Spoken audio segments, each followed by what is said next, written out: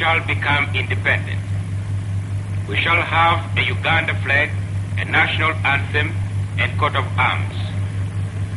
These will be our symbols, but independence does not begin and end with the selection and raising of a flag, the singing of a national anthem, and the display of a coat of arms. Just before midnight, the 4th Battalion of the King's African Rifles, a battalion with 67 years of distinguished service, becomes the 1st Battalion of the Uganda Rifles, or in other words, the new Uganda's army, which will be employed on internal security and the protection of our borders. It is a few seconds to midnight, and the crowd is tense. 68 years of British rule are ending. As the national anthem is played for the last time under British rule, the Union Jack is formally lowered.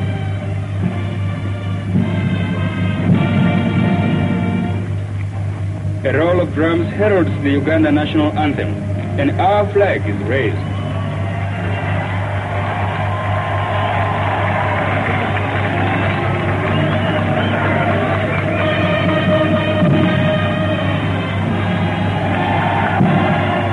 Uganda is independent.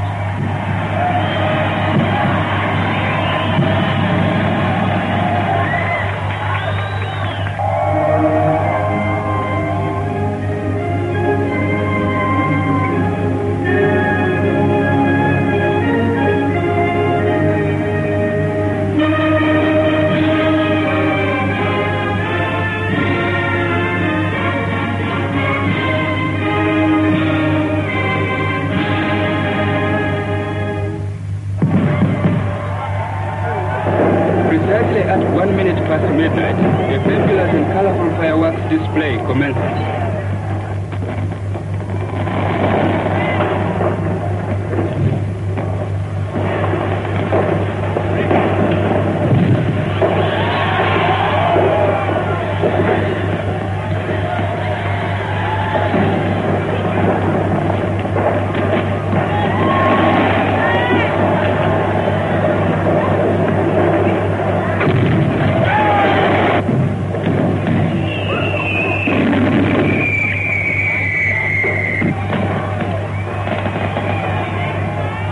The Prime Minister's portrait adds a grand finale to the evening.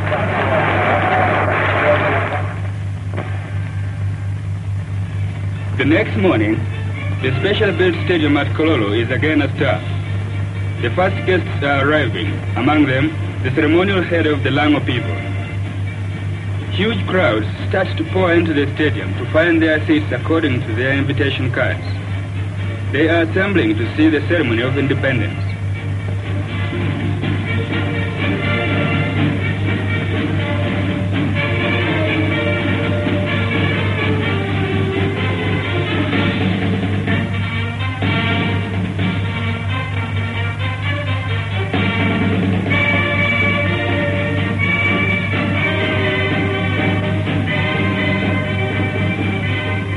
The Kabaka and the Prime Minister wait side by side to receive the guests. Here are the Governor and Lady Coots arriving.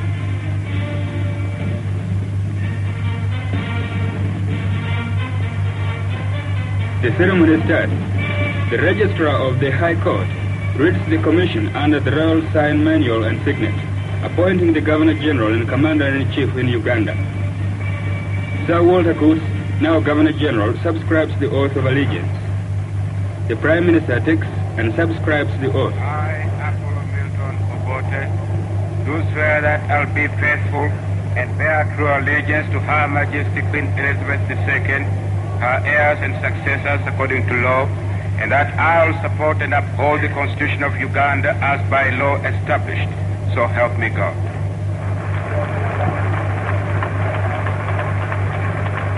The crowd follows all this attentively.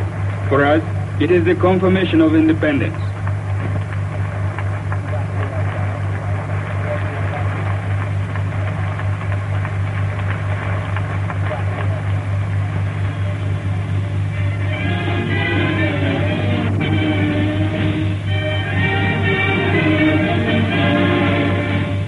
The preliminaries are over. and the royal procession arrives and circles the stadium in front of the crowds.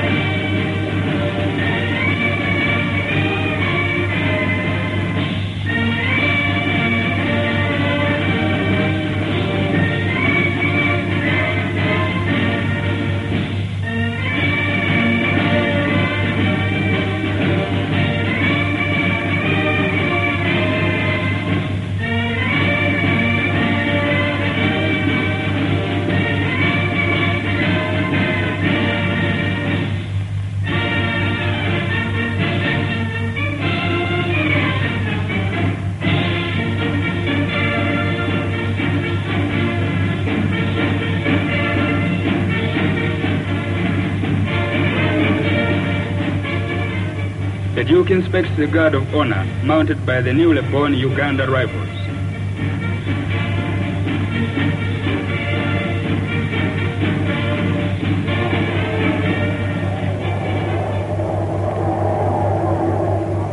Uganda is predominantly a Christian country, and a prayer is said by the Catholic Archbishop of Rubaga. On this historic occasion, the churches join together. In our country, freedom of belief is part of our way of life. The Anglican Archbishop approaches the microphone to read a second prayer, and the people give thanks to God. Finally, the representative of Islam reads the prayer.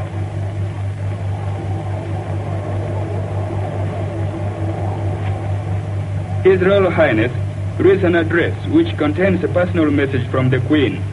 It is now my solemn duty and privilege to hand to you, Mr. Prime Minister, as the representative of the peoples of Uganda, the constitutional instruments embodying the independence of Uganda. May God bless you all. The Duke hands to the Prime Minister the constitutional instruments. Today, we are met here not only to celebrate an end, but also to mark a beginning. Planes of the Royal Air Force fly past in salutes to our new nation.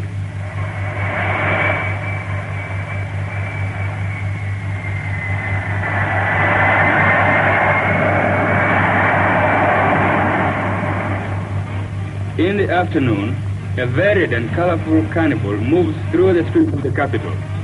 The decorated floats represent all aspects of Uganda's life: government, industry, commerce, missionary activities, and voluntary services. The crested crane, our national emblem, is shown on many floats.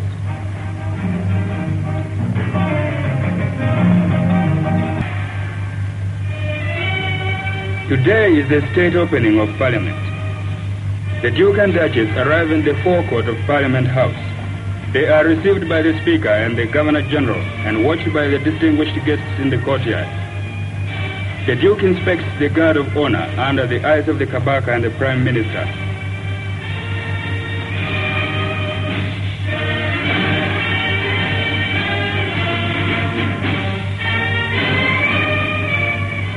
The party enters the building for the ceremony, which is being broadcast to the nation. The Duke bows to the assembly, and the party take their places in the chamber. This is the place where the Parliament of Uganda meets. The Speaker has risen, bowed to the Duke, and reads the letter patent empowering His Highness to open the first Parliament of independent Uganda. The Prime Minister leaves his place on the front bench, advances to the dais, and hands the speech from the throne to the Duke, who proceeds to read it.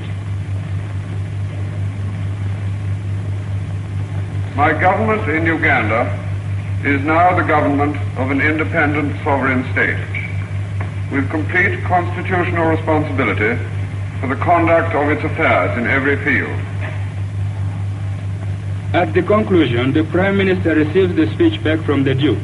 He returns to his place and reads the reply to the Queen's speech.